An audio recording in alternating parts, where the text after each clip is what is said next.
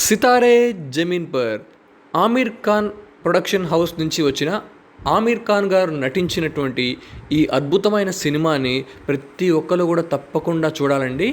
Neuro divergent అనే problem face చేస్తున్న కొంతమందిని తీసుకొని వాళ్ళు కూడా మనందరిలానే తెలివైన వారేనని, ఇన్ఫ్యాక్ట్ కల్మషం లేకుండా మనకంటే మంచిగా ఉంటారని, వారి నుండే మనం నేర్చుకోవాల్సినవి చాలా చాలా ఉంటాయని ఓ చక్కని బాస్కెట్బాల్ గేమ్ కాన్సెప్ట్ తీసుకొని చాలా మంచిగా సినిమా తీశారండి.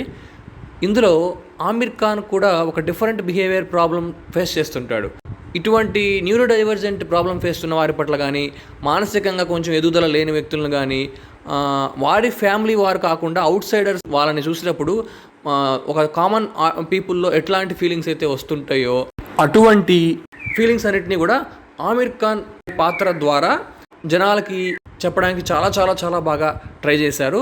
ప్రతి ఒక్క హ్యూమన్ బీయింగ్ పర్స్పెక్టివ్ ఎట్లా ఉంటుంది అనే ఒక పాయింట్ ఆఫ్ వ్యూని ఎక్స్ప్లెయిన్ చేయడానికి గాను ఆమీర్ ఖాన్ గారి క్యారెక్టర్ని డిజైన్ చేసి దాని ద్వారా ఈ న్యూరో డైవర్జెంట్ ఉన్న వ్యక్తులందరి గురించి మనకు ఒక clear cut clarity and information ఇవ్వడం జరిగిందనమాట.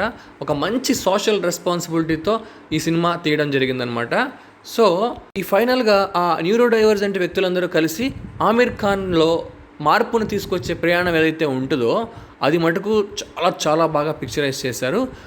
ఇది ఫైనల్గా చెప్పాలంటే ఏ మస్ట్ వాచ్ ఫిలిం. కిడ్స్కి అయితే పక్కాగా చూపించాలి. ఎందుకంటే ఆ ఏజ్లో ఇటువంటివి చూపించడం వల్ల వాళ్ళకి తెలుస్తాయి ఎట్లా బిహేవ్ చేయాలి ఏంటి అనేవి చాలా చాలా తెలిసే అవకాశం ఉంటుందన్నమాట.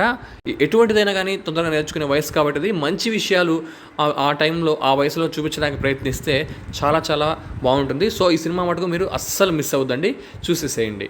ఏ big salute to Aamir Khan గారు. Thanks for this kind of movies.